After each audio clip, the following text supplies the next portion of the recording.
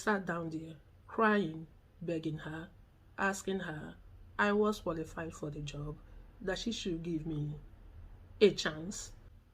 And I was like, but that has nothing to do with me. You can't judge me based on other people's conduct. Please give me a chance and hold me accountable for my own behavior.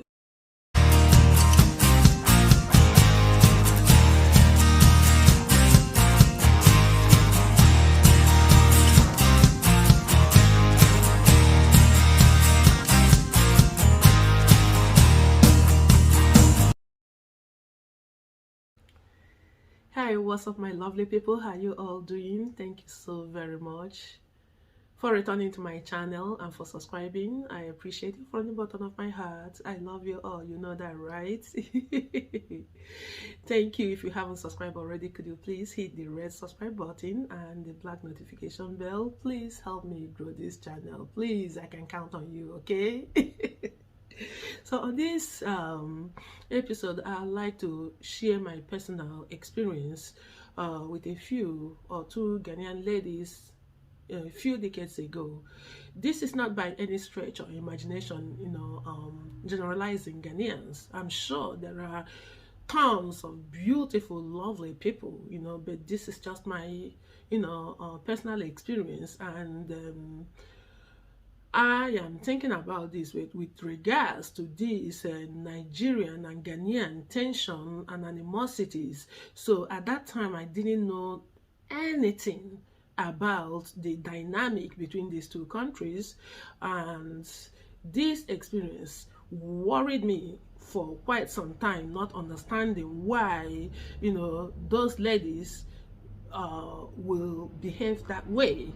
Now I know maybe they have some kind of a deep-seated resentment against Nigerians that I didn't know. I'm going to share two instances. First one happened in 2003 when I took a New York City civil service exams, employment exams. I passed it with a very high score because with New York City and New York State, it has to be exams. You have to take an exam and have to pass at a very high score in order for you to even have the opportunity to be called for an interview, because it's extremely very competitive. And it's an open exam to the public, so you really have to be way up there, 100 or 98, even 94. You may never have an opportunity to be called in for interview. I believe that I scored 98 on that particular test, and I was called for interview by New York City Department of Homeless Services. It was a great interview. There was nothing to worry about. It was, part of what I was tested for, so I already studied for it, so it was not a big deal. So I don't expect that I wouldn't get that job. By the way, that was one of the difficult time in my life, and I really needed that job to survive as a single mother.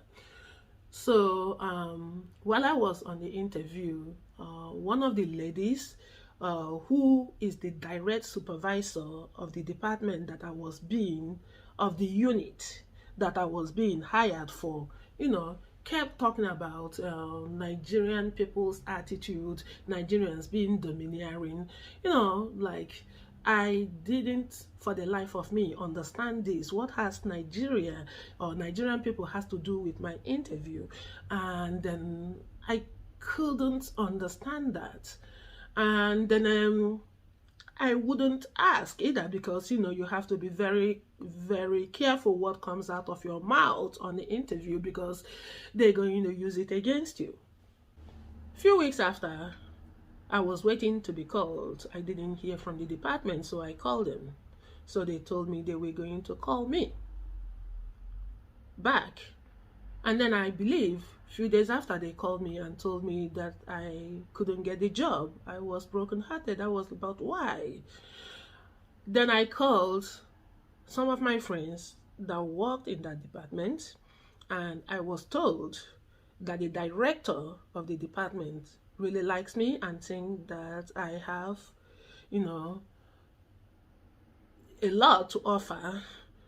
And then the supervisor of that particular department, who's the Ghanaian woman that was focusing on Nigerian people's attitude on my interview, her name was Anita. She was the one that refused to hire me. And I understand that she went back and forth with her boss, which is the director, and a white woman. Why she won't hire me? She will not give her any legitimate reason to her decision. So at the end of the day, Anita prevailed because that's her department. She's the supervisor. She's the one that is going to be working directly with me. So her decisions, is taken into serious consideration. So this is why I ended up not getting the job. So once again, I was brokenhearted, and I asked one of my friends that worked within the department to broker a meeting between me and Anita. I was going to ask her to please reconsider her decision. So, and I came in for that meeting, and I sat down there crying, begging her, asking her I was qualified for the job, that she should give me a chance. And she kept talking about Nigerians were all over the Department of Homeless Services, and like we are insubordinate and domineering and blah blah blah. And I was like, but that has nothing to do with me. You can't judge me based on other people's conduct. Please give me a chance and hold me accountable for my own behavior. She said no, that her decision stands. Well, I cried my way back. Then fast forward. So fast forward 5 years later, I got a job with the New York State, not New York City, civil service. And then I have this Ghanaian sister that I love so much, Ajua. So we were just like sisters. I love her so much. Then I live in New York, and she lived in New Jersey, and she was commuting from New Jersey. And I've been to her home to visit her family, and I love the town. She lived in New Jersey, and I asked her to help me get an apartment there, and she did. So it was very nice thing, having to live next to my sister. So both of us were the only Africans working in that department, and we endured a lot of microaggression from Americans that look like us, that will ridicule our accent, mock us from coming from Africa, try to paint us to look like, okay, we are coming from wherever, and then, some despicable, humiliating, comments, bully that you can ever imagine. But I do have a limit to the things that I can take. So one day, I can't remember the exact language that one used on my sister. I was brokenhearted. I was like, no, this is going to stop right now. This will be the end of this shenanigan. So I had filed complaints, to the human resources, about that incident, citing myself as a witness. It wasn't directed to me, it was directed to my sister, my Ghanaian sister, but I was a witness. and requesting that something has to be done about it, because this is workplace harassment and hostility that shouldn't be tolerated. And you know, she was reprimanded, serious reprimand, not written, because in New York City, I'm sorry, because people don't easily lose their job with New York State because it's a union position, so it's not easy to fire anyone. So this is the incredible job security that comes with working with the state. So like, oh my God, her cliques, you know, her cliques, her friends was into my case, you know, because they want to retaliate. You know, I wouldn't even call it racism, because these are people that look like us. I would say ethnicism. So from then on, I have been the focus of malicious attacks from these people. So one day I went to the cafeteria to get my lunch, because I don't eat in the cafeteria. I'll grab my lunch, heat it on the microwave, and take it back to my office to eat. So, as I was heating my food, one of them came and asked me if I had seen her food, that she left her food in the microwave. My sister was right there. My Ghanaian sister was with me in the kitchen when I was heating my food. So she came and asked us about the food she left in the microwave.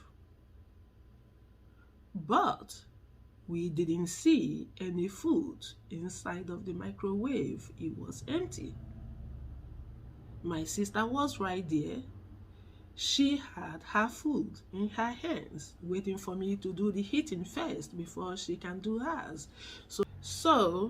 And this lady went off to say that I dumped her food. Like, literally, like, hell was broken loose. I was shocked, because ever since the write-up about how they treated my sister, I have been their target. So then she went to the director to report, hey, I'm on the kitchen with Ajua, and she was there. There was no food in the microwave. And the director asked Ajua, were you there? She said yes. Okay, was any food in the microwave? She said she can't recall whether there is food or not in the microwave, leaving me to hang dry. She knew there was no food.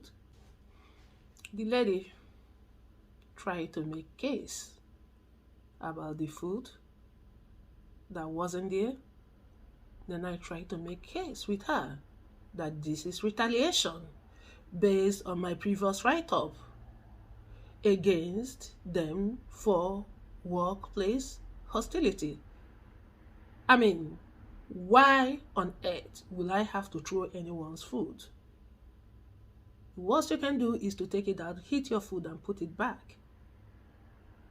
Well, she took the case to the union. The case didn't go nowhere because it just doesn't make sense. I was kind of very careful with the woman that I call a sister, that I took a bullet to defend, and I was targeted for defending her. And when I have that crossfire, she was there, saw what happened, and chose not to be honest. After those two experiences, I decided to keep a distance. If someone hurt you, you don't want to be hurt again for the second time. So that's my story, my people. So I kind of relate to my Nigerian people struggle with these people. I felt it. It happened to me. I don't know whether it's coincidence, but whatever it is, it's despicable. Thank you so much, my people. I appreciate your time and your patience. Love you. Please kindly subscribe if you haven't subscribed already. Love you. Peace.